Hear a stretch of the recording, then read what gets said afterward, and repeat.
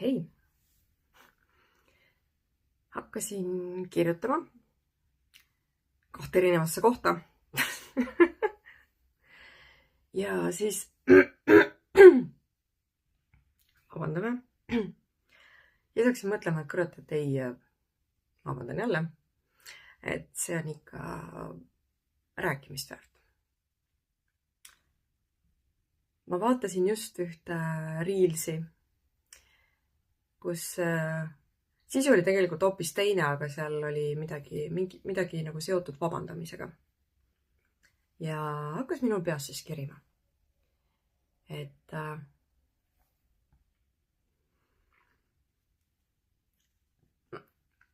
iga kord enne, kui sa hakkad vabandama millegi eest või millegi pärast, siis ma tegelikult soovitan sul väga järgi mõelda. Kas see oli ikkagi kas see oli vabandamise koht? Kas sina oled see, kes päriselt peaks praegu vabandama üldse? Kas tegelikult ka sina tegid midagi sellist, mille pärast sina pead vabandama?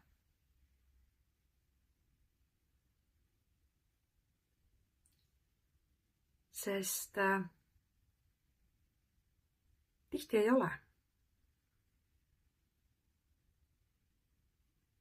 Meid on õpetatud vabandama, sest nii on viisakas. Aga meid on ühtlasi õpetatud teisi välja vabandama, sest me oleme viisakad.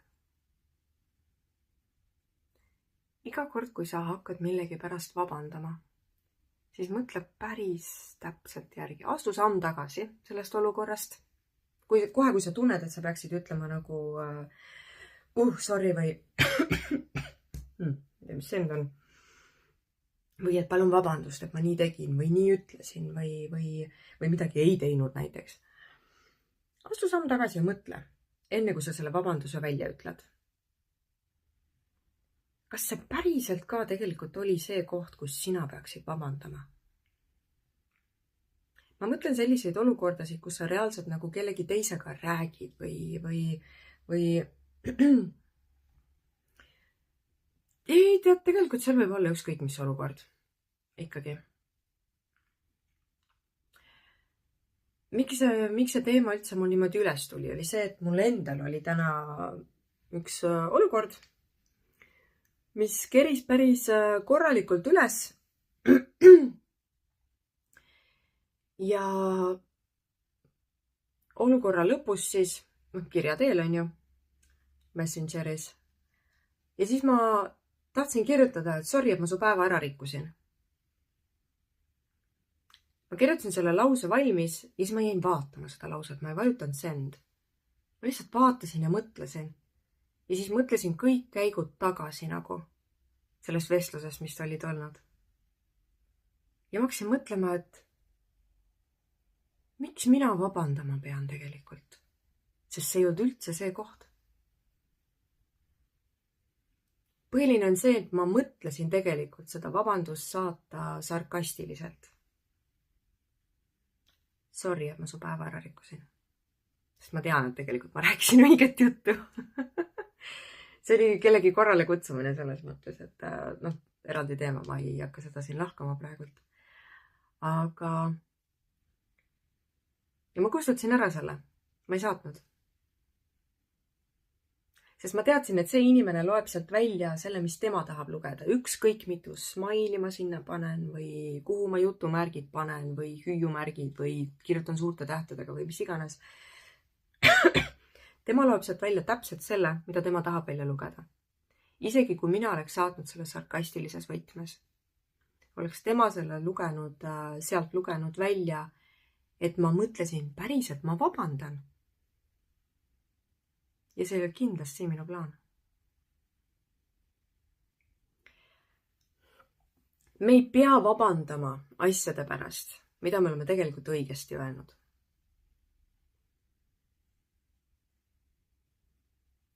Siis, kui me tõsiselt oleme bitchid, on ju, mis on täiesti erinev teema. See on nii aru saada, kui sa päriselt oledki vastik, sa oled vabatahtlikult vastik lihtsalt. Sa tead, mida sa teed, sa lihtsalt oledki tropp. Siis sa pead tõesti vabandama.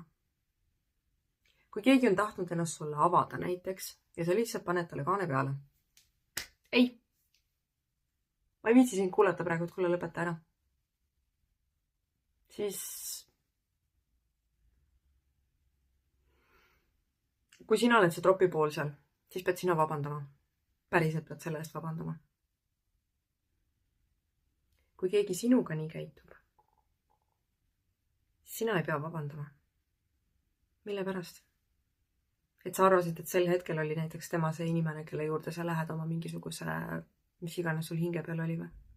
Miks pead sina vabandama, et sa sihukese jutuga julgesid tema juurde minna? Ta peaks olema õnnelik, et sa tulid. Alustame sealt. On ju?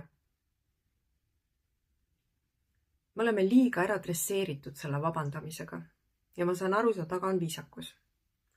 Aga ma olen ka aru saanud praegu, et tänapäeva ühiskonnas vabandamine on hoopis teise tähenduse saanud. Et suhteliselt harva ikkagi inimesed vabandavad nagu siiralt päris asjade eest. Ma saan aru, ma tegin sulle haiget, mul on nii kahju, palun vabandust. Anna mulle andeks. Enamuse ajast on see tõesti kas ka visatud sarkasmina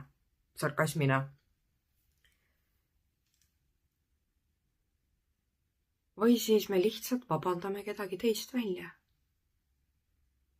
Seda sama inimest, kes tegelikult ise peaks vabandama. Nii tihti tehakse seda. Ja ma oleks täna ka ääre pealt seda teinud tegelikult. Sest tema oleks sellest välja lugenud kui seda, et ma vabandasin. Ja siis sa võtad ka selle olukorra, astud sammu tagasi, lähed vaatlejasse, vaatleja seisukohta nagu. Ja mõtled väga täpselt järgi, kas see oli päriselt see koht, kus tegelikult sina peaksid vabandama. Analüüsi see läbi enda jaoks. Mida sa reaalselt niimoodi ütlesid? Mille pärast sina peaksid vabandama? Võib-olla selles asjas oli mingi lause valesti, mida sa võib-olla tõesti oleks võinud teistmoodi öelda, on ju? Võib-olla sa tõesti kerisid üle. Aga kui sa oled kontrollinud tervet seda vestlust, sa oled teadlikult mõelnud ilusti enne, kui sa midagi ütled või teed. Miks sina vabandama pead? Ei pea. Isegi kui teine inimene solvub mingi asja peale, mida sina siis oled öelnud või ei ole teinud. Või siis tegid. Siis las ta solvub. Kui ta solvub asja eest, kui ta solvub selle pärast, et sa juhtisid tähelepanu mingile asjale, mis vajaski seda tähelepanu juhtimist, näiteks, siis sa ei pea vabandama selle pärast ju. Milleks? Ja siis samamoodi see Reels, mis mul eest, ma olen Reelse vaatama hakanud muuseas. Täitsa müstika. Aga ühesõnaga, seal käis ka see vabandamise teema, et jälgi, mismoodi inimene vabandab. See on teine osa nüüd siis sellest, mis ma mõtlesin, miks ma mõtlesin rääkima hakata, see oleks nii pikaks läinud kirjutada. Mida ma nüüd lühidalt rääkida plaaniks, nagu me teame juba, on ju. Aga et jälgi, mismoodi teine inimene vabandab, et kui tõsiselt võetav see vabandus üldse on. Et kui sealt tuleb mingi sihukene asi, et sorry, on ju, see ei ole vabandus. Need asjad me peame ka endale selgeks tegema. Mis asi kvalifitseerub päris vabandusena ja mis tegelikult mitte. Ja ma tean, et hästi paljud, jälle ma ka lastest rääkima, siis on nii. Hästi paljud vanemad oma laste ees teevad üksteisega sellist, sorry, ma ei mõelnud nii, mingit, ma isegi ei tea, mis see siis on. Ja siis lapsele ka umbes, et nagu see nii, see ei ole üldse tõsiselt võetav vabandamine, mis lastele ette näidatakse. Ja meil on praegu päris mitu põlvkonda sirgumas, kes täitsa võib-olla ei teagi, mis see päris vabandamine on. Et sinna ei käi sarkasm näiteks. Sinna ei käi iroonia. Sinna ei käi süüdistamised varjatud kujul. Aga sa panid mind nii tegema, sorry, aga no ise sa tegid nii, on ju. See ei ole vabandamine.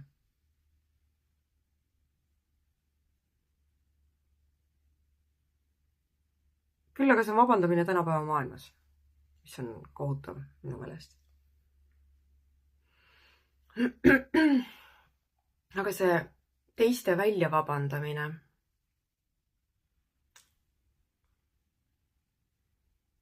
Seda tehakse ka päris tihti. Ma olen isegi seda teinud. Ja ma olen väga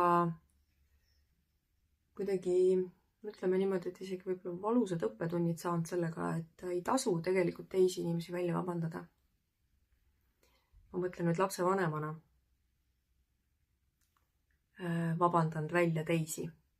Ehk siis teist lapsevanemat. Teist poolt. Oi. Oleks ma kurat... Sellel enda piitsutamisel ei ole selles mõttes nagu tegelikult pointi. Et esiteks, mis tehtud, see tehtud. Teiseks, me teeme alati ju oma parima vastavalt sellele kogemusele ja nendele teadmistele, mis meil sel hetkel on. Eks ju? Tagantjärgi tarkus on alati parem tarkus. Miks?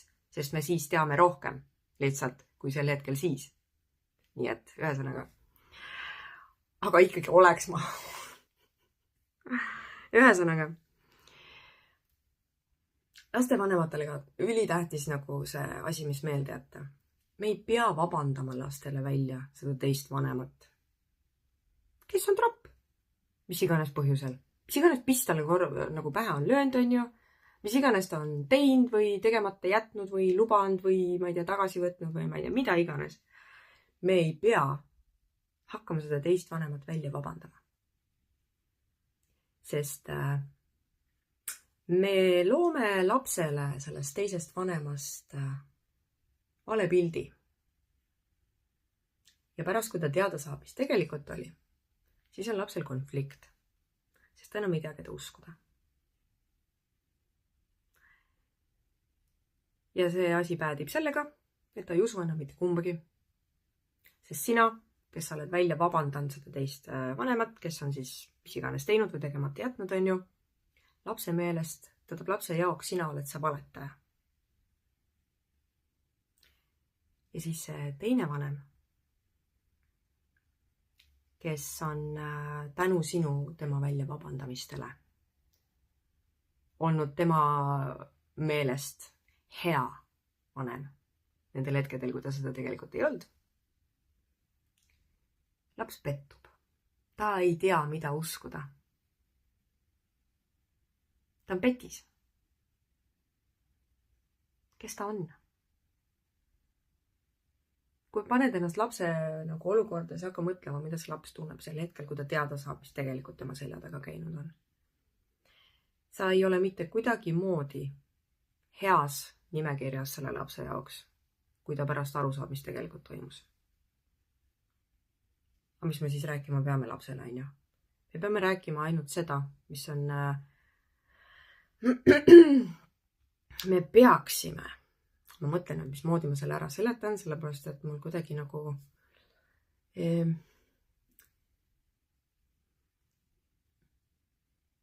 Ütleme, et laps... Tal oli mingi üritus. Ja mis iganes põhjusel see teine vanem siis lubas, et ta ilmub kohale, aga ta ei ilmunud kohale. Laps küsib, oi, issand jumal, kus ta nüüd siis on ju? Ja siis see vanem, kes on lapsega koos, see hakkab siis rääkima, et no ja, et ju ta läks ikka tööl kauem ja ju tal, ma ei tea, mis iganes ja ta ikka nii väga tahtis tulla ja blä, siuksed jutud, on ju. kui tegelikult sa tead endas sees, et see ei vasta absoluutselt tõele. Reaalsus on see, kui sina tegid aega oma tööde ja asjade kõrvalt, et minna lapsega sinna üritusele, sellele lapse üritusele, siis tegelikult, kurat, saab tema ka. Täpselt samamoodi. Ühesõnaga, oleks ta väga tahtnud, oleks ta kohal. Kui on mingi eriline piif teil veel oma vahel õhus ja sa tegelikult tead, et ta ongi tropp, siis väga vale on hakata lapsele valetama, et ta oleks tegelikult tahtnud tulla. Mis muidugi ei tähenda seda, et sa ütled lapsele, et nojah, seda oli arvata. Ma ju teadsin, et ta nii teeb. Ta ongi siukene tropp ja ta ainult lubab ja mitte kunagi ei tee. Kindlasti mitte siukest juttu ka rääkida, on ju. Sellepärast, et me ei tohi teist vanemat välja vabandada. Aga me ei tohi teda ka maha teha. Sest see on alatu. See on alatu, jaa. Kuigi seal on ka erandid tegelikult, mida ma juba oma nahal läbi teinud. Fantastiko. Aga me ei tohi hakata teist vanemat välja vabandama. Me saame lapsele lihtsalt rääkida, et nagu me ei tohi talt ära võtta seda pettumuse tunnet esiteks juba. Laps peab tundma, laps peab saama võimalikult varakult igasugused tunded, ta emotsioonidega kokkupuuted kätte voh. Me ei tohi võtta talt ära valu, pettumust, haiget saamist, ilmajäämist. Me ei tohi talt võtta mitte midagi ära, kurbust ei tohi talt ära võtta. Me ei tohi talt mitte midagi ära võtta, eriti rõõmu muidugi. Seda võetakse kõige rohkem ära, aga okei. Me ei tohi neid tundeid talt ära võtta. Las ta tunneb seda pettumust. Ja siis lihtsalt oledki temaga koos selle tema pettumuse sees. Sest sa oled tegelikult ka pettunud ju. Miks sa arvad, et laps tunneb teistmoodi? Muidugi sa oled pettunud. Kuradi vana tropp, jälle ta ei tulnud kohale. Kurat, jälle pean mina. Jälle pean mina seletama. Jälle pean mina olema selles olukorras ja oledki. Ja sa võid vabalt lapsele öelda, et jah, näed, ma saan aru, sa oled pettunud. Ma olen ka pettunud tegelikult. Ja kõik. Me ei hakka leidma mingisuguseid vabandusi, miks see vanem siis spekuleerima lapsega koos, miks ta siis ei saanud tulla. Fakt on see, et kui see teine vanem tõesti ei saanudki tulla, mis iganes põhjusel, ta räägib sellest ise, kui ta peab seda piisavalt oluliseks. Sina ei pea talle vabandusi välja otsima. Võta seda, kui kas või lihtsalt sel hetkel, kui laps saab aru, mis juhtub väga noorelt, sest me endiselt alahindame lapsi, eks ole. Sel hetkel, kui ta saab aru, kuidas asjad päriselt on, sa ei taha olla seal pahas nimekirjas. Sest kui sa peaksid sinna sattuma, siis sealt välja tulla on... No see on ikka teekond, ausõna. Kui sa lapse usaldust peetad, sealt välja saada on kuud laks sulle. See pisikene hing, kes on oma elu jooksul, ma ei tea, ütleme, et ta on elanud 10 aastat, teadlikult sellest tegelikult alles 7 või 6 oleneb. Ja selle 6-7 aasta jooksul ta on pettumust võib-olla kogenud 2 korda, sügavat pettust on ju. Ja kui sina oled juhtumisi see, kellest ta pettub, siis sa pead teda päevad läbi 24/7 temaga koos veel olema, sellepärast, et ta elab sinu juures, on ju. Sa ei taha seda. Sul on vaja, et laps sind usaldaks. Sa pead olema see üks turvaline koht tema jaoks. Ühesõnaga, oledki temaga koos pettunud. Lihtsalt, ma saan aru, et sa oled pettunud. Ma saan aru, on okei olla ka vihane. Oluline, kus juures ma olen tähele pannud seda ise, et oluline on lastele öelda, et on okei olla vihane. Sest nad arvavad, et nad ei tohi. Et nad armastavad mõlemat ju vanemat. Ja nad kuidagi nagu arvavad, et nad ei tohi tunda viha oma vanema vastu. Ja on okei tunda seda tegelikult. Ja need on need sekundid, kus sa saad võtta selle, keerata siis moraaliks, nagu minul isiklikult meeldib teha. Nii tunned viha ja okei, oled muidugi jumala okei on näidata viha välja. Tahad lammutada midagi, väga hea, eladki välja, on ju, võta see padi, tao seda täiega, taome koos lapsega, näitan talle ette veel, kuidas see käib, on ju. Ja siis pärast, kui see viha on välja taotud, tegelikult läheb suhteliselt kiiresti. Olenevad lapse vanusest võib sealt edasi veel mänguks minna. Trust me, I know. Ja siis sa saad pärast aga rääkida sellest. Mis tunne see oli? Kuidas see väljaelamine oli? Ja siis sinna juurde saab kohe ilusti sisse pikkida selle, et see on see turvaline koht, kus välja nagu oma viha elada. Et ta ei teeks seda valel ajal vales kohas, eks ole.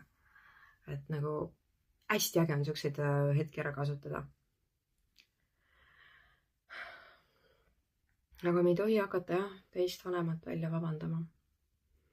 Meil on see kuidagi nii sisse kasvatatud, Ma tean, et see, mina arvan, et see mentaliteet tuli sellest ajast, kui meie vanemad siis olid hästi noored, on ju. Et kui midagi teed, siis ikka palun vabandust, on ju. Palun vabandust, et sa istud ja palun vabandust, et sa astud valesti ja palun vabandust, et sa üleüldse hingad enam-vähem, on ju. Ja palun vabandust, et ma ei tea, mida iganes teen. Köhatasin näiteks praegu. Aga see, et nagu vabandatakse teisi ka välja. See vabandamine on nii lai mõiste, vaata. Ja tegelikult peaks sellega ära seletama, mis asi see üldse on. Ma mõtlen siis lastele peaks ära seletama, et miks üldse vabandada, mille pärast üldse vabandada. Ja ka see, et tegelikult sa ei pea kõige eest vabandama. Või siis, kui sa oled mingil hetkel tõesti sunnitud valest nagu vabandama asja eest, mida sina tegelikult ei teinud, siis et sa enda sees ei võtaks seda nagu ikkagi enda süüks. Sest meile kipub jääma mingi tempel nagu sisse, vaata. Et me oleme vabandanud mingi asja eest, välja öelnud selle vabanduse ja siis see, kellele me selle välja ütlesime, ta ju arvabki, et see oli meie süü. Ja kuidagi me automaatselt võtamegi selle siis enda süüks. Mida väiksem on laps sellises olukorras, seda rohkem ta võtabki endasse selle, et okei, fine. Ju ma siis tegingi valesti. Kui tegelikult ei pruukinud teha üldse. Ma natukene arvan, et minu lapsed ei vabanda niimoodi valede asjade pärast. Või asjade pärast, milles nemad süüdi ei ole. Ma tean, et nad minuga vähemalt ei tee seda. Ja kui nad minuga juba ei tee, siis ma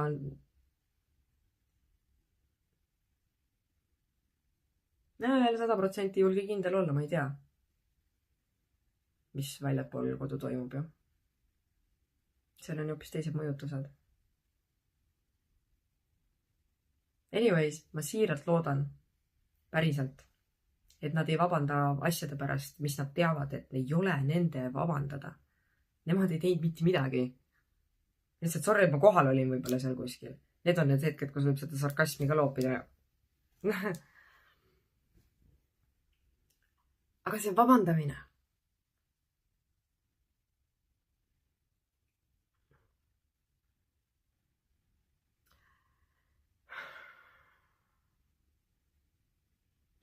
Me kipume vabandama nii nagu iseenda eksisteerimise pärast. Suhteliselt tavaliselt ikkagi.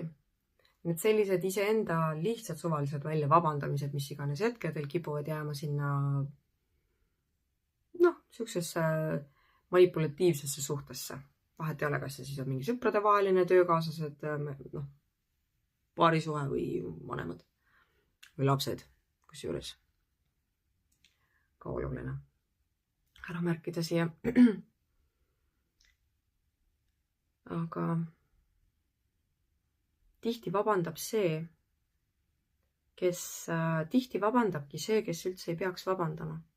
Sellepärast, et see, kes on manipuleerinud sellesse olukorda, pääsebki siis niimoodi, et näe, sa ju ise ütlesid, et sa tegid valesti.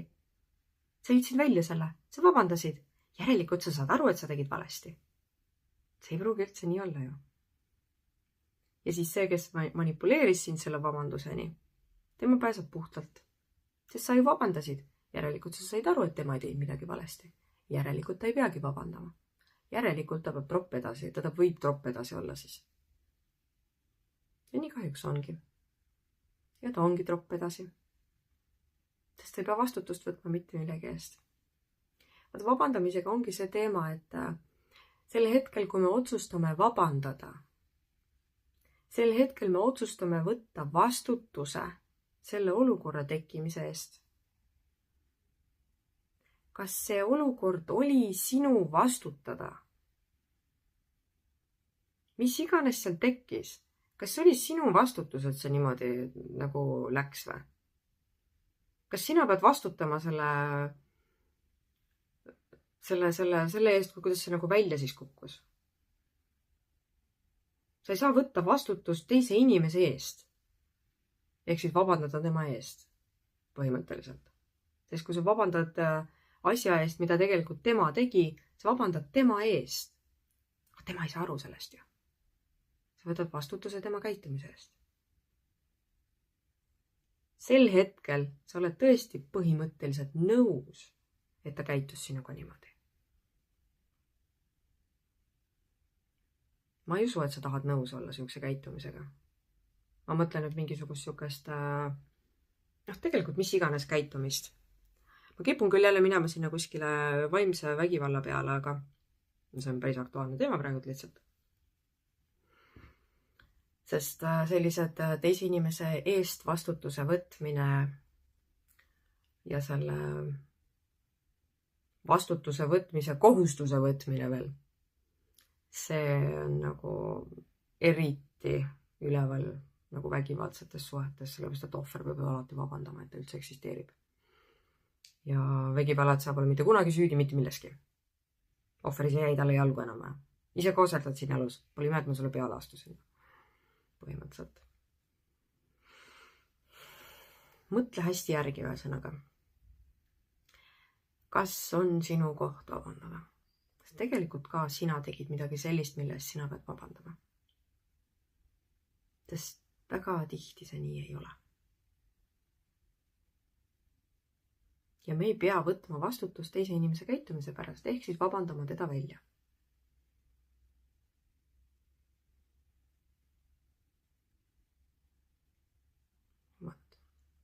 Väga pikka videot siin ei olnudki. Tahtsin lihtsalt enda hinge pealt välja saada selle natukene mõtteainet. Ja järgmiste videoteni. Tšau!